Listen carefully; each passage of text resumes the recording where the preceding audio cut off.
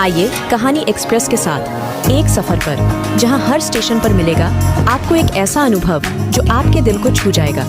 आपके लिए है यह सफर। आप तैयार हैं? तो चलिए, यह सफर शुरू होती है।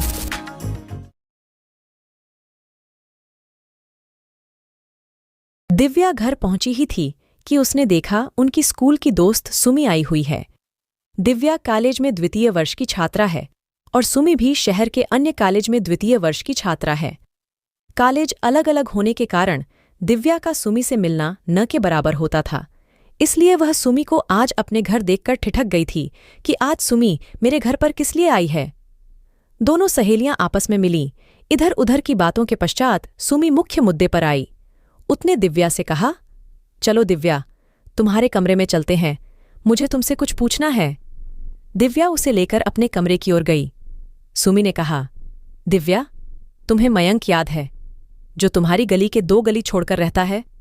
वह मुझे कल मिला था कॉलेज में। उसने मुझसे तुम्हारा फ़ोन नंबर मांगा था, पर मेरे पास तुम्हारा नंबर नहीं था, इसलिए मैंने कहा कि तुमसे पूछकर नंबर दूंगी। अब तू ही बता, क्या करना है? दिव्या ने सुमी से कहा, देख सुमी, मैं कल सोचकर तुझे बताऊंगी। सुमी चली गई, पर पीछे से दिव्या अतीत के साये में डूबती चली गई। मयंक उसके घर के पीछे की गली में रहता था। वे 2 भाई थे और माता पिता थे। मयंक विद्यालय के लिए उसी के घर के सामने से निकलता था। दिव्या भी विद्यालय जाने के लिए निकलती थी। वहीं दोनों की आंखें मिलती और आंखों ही आंखों में बात हो जाती थी। दिव्या कन्या विद्यालय में पढ़ती थी। सुमी भी उसकी सहपाठिन थी। मयंक एक खूबसूरत व्यक्तित्व का लड़का था, रंग गोरा, भूरी आंखें, जिसमें गहराई इतनी कि हर कोई डूब जाए। घुंघराले काले बाल उसके व्यक्तित्व में वृद्धि करते थे। दिव्या पहली नज़र में उसकी कायल हो गई थी। विद्यालय का 1 वर्ष तो देखा देखी में निकल गया। जब दिव्या उच्च माध्यमिक में पहुंची, तब उनके प्यार ने अगड़ाई लेना शुरू किया। एक दिन विद्यालय से निकलकर वह घर आ रही थी तो बारिश की हल्की हल्की फुहारें दिव्या के गोरे चेहरे पर पड़ रही थी। उसके काले लंबे बाल जो चोटी में बंधे थे, वह हवा से इधर उधर हो रहे थे, मानो बारिश का आनंद ले रहे हों। काली आंखें अधखुली हो रही थीं। माथे पर बालों की लटें दिव्या की सुंदरता पर 4 चांद लगा रही थी। दिव्या अपनी मस्ती में चली आ रही थी कि उसे बारिश की फुहारों में एक साया दिखा जो उसकी तरफ ही चला आ रहा था। तभी वह साया नजदीक आया। दिव्या चौंक उठी। अरे, ये तो मयंक था। उसका दिल जोर जोर से धड़कने लगा, जैसे सीने से निकलकर बाहर आ जाएगा। उसके पांव जड्ढवत हो गए। बारिश में भी माथे पर पसीने की बूंदें छलक उठीं। मयंक उनके नजदीक पहुंचा। उसने दिव्या से कहा कि आप मुझे गलत न समझना, पर मैं अपने आप को रोक नहीं सका। मैं तुम्हें पसंद करता हूं।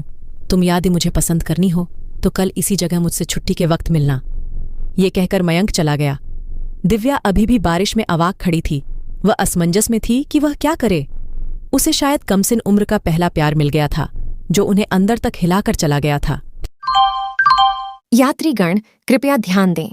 अगर आप अभी तक वीडियो देख रहे हैं तो इसका मतलब है कि आपको कहानी पसंद आ रही है, तो वीडियो को लाइक कर चुके होंगे। अगर नहीं किया है तो अभी कर दीजिए, क्योंकि हमें वीडियो में लाइक देखकर बहुत खुशी होती है।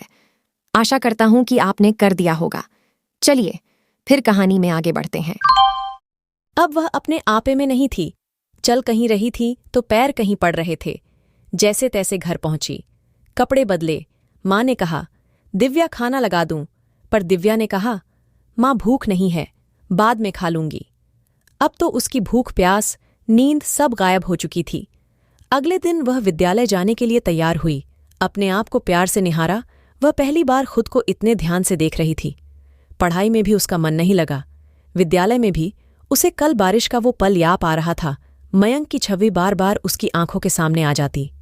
दिव्या मन ही मन मुस्कुरा उठती। क्या यही प्यार है? हाँ, ये उसका पहला प्यार ही तो था। दिव्या घर के लिए निकली। उसके कदम अपने आप उस ओर जा रहे थे जहां कल मयंक उसे मिला था, जैसे कोई मजबूता डोर उसे खींचे जा रही थी। मयंक वहीं खड़ा था। जैसे ही दिव्या वहां पहुंची, मयंक ने कहा, मुझे पता था तुम जरूर आओगी। दोनों ने आंखों ही आंखों में पहले प्रेम का इजहार किया। ढेर सारी बातें की। दिव्या को घर पहुंचने की जल्दी थी कि किसी को शक न हो जाए। दिव्या और मयंक यूं ही हर रोज मिलने लगे। दिव्या ने सुमी को सब कुछ बता दिया। अब सुमी उन दोनों के निश्चल प्रेम की साक्षी थी। समय बीतता जा रहा था। दिव्या और मयंक की मुलाकातें भी बढ़ती जा रही थीं। ये प्रेम होता ही ऐसा है व्यक्ति जितना इसमें डूबता जाता है उतना ही प्यास बढ़ती जाती है। दिव्या और मयंक भी एक दूसरे को दिल से चाहने लगे थे। इन उम्र के पड़ाव में उन्हें किसी का ध्यान नहीं रहता, केवल एक दूसरे की आंखों में खोए घंटों बैठे रहते। कभी कभी तो दिव्या को घर पहुंचने में देरी हो जाती तो माँ पूछती, दिव्या कहाँ चली गई थी? तो दिव्या झूठ ही कह देती, माँ सुमी के यहाँ गई थी। प्रेम में झूठ बोलना अपने आप आ जाता है, ये बात सत्य थी। देखते देखते उच्च माध्यमिक की परीक्षाएं सिर पर आ गई थीं। मयंक और दिव्या ने अपने आप को पढ़ाई के लिए मना लिया था। 2 महीने लगकर पढ़ाई करने का निश्चय किया। 2 महीने एक पूरे को देखे बिना कैसे कटे, ये बात वह दोनों ही जानते थे। परीक्षाएं हो चुकी थीं, अब तो दोनों के सब्र का बांध टूट चुका था। उन दोनों ने फिर मिलने का फैसला किया। दोनों हर दूसरे दिन मिलने लगे। कहते हैं ना, इश्क और मुश्क छिपाए नहीं छिपते। दिव्या के ताऊ जी के लड़के ने दिव्या को मयंक के साथ देख लिया। दिव्या घट की इकलौती बेटी थी। जब माँ पिताजी को यह बात पता चली तो उन्होंने रवि, जो उनके बड़े भाई का बेटा था, उससे कहा कि दिव्या भोली है, हमें दिमाग से काम लेकर उस लड़के मयंक को उसकी जिंदगी से बाहर निकालना होगा। रवि का दोस्त दिव्या की सहेली उषा का भाई था।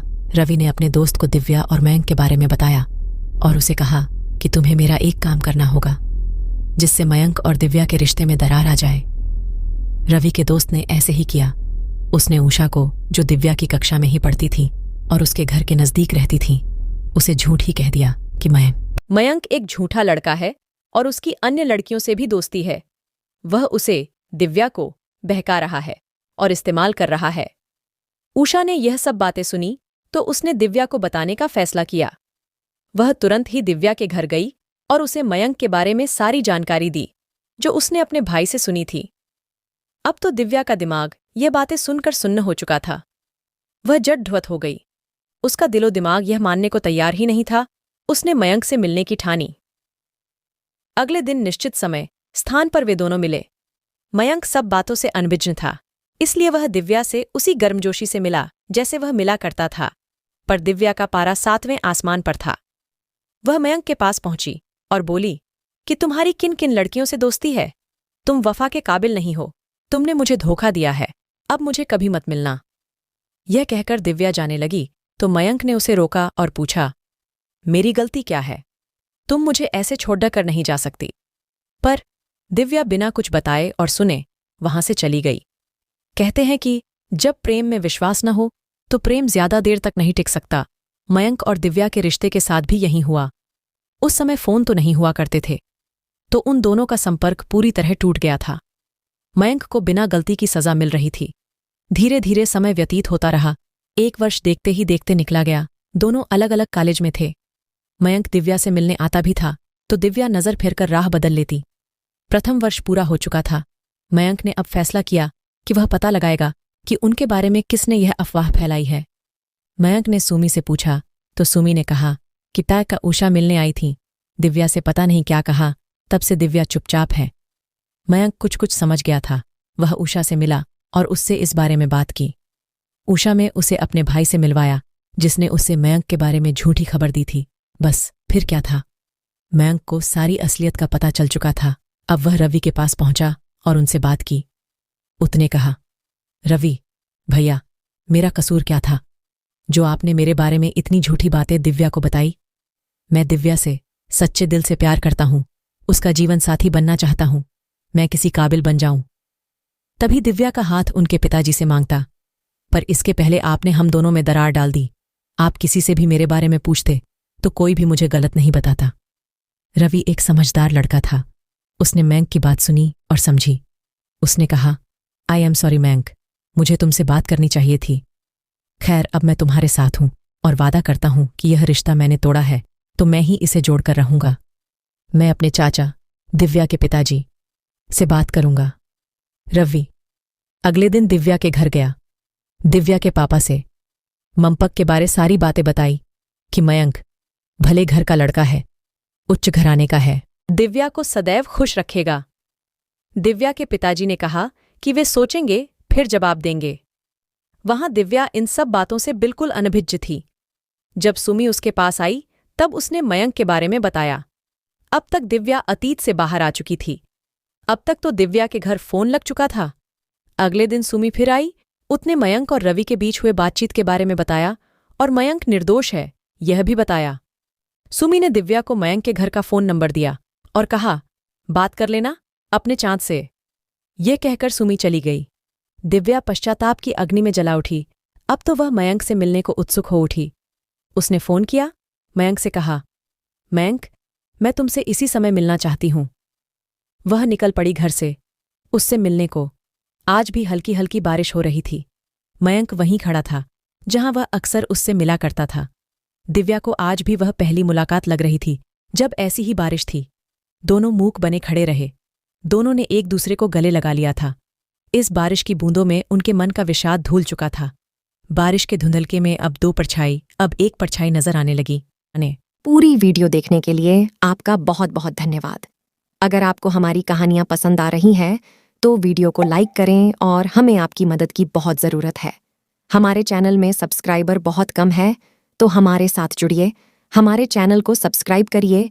इससे हमें और भी अच्छे कहानियां बनाने के लिए मोटिवेशन मिलेगी और आप और बेहतरीन कहानी सुन पाएंगे। आप और भी बेहतरीन शानदार कहानियां सुनना चाहते हैं तो हमारे चैनल कहानी एक्सप्रेस को सब्सक्राइब करना ना भूलें। धन्यवाद।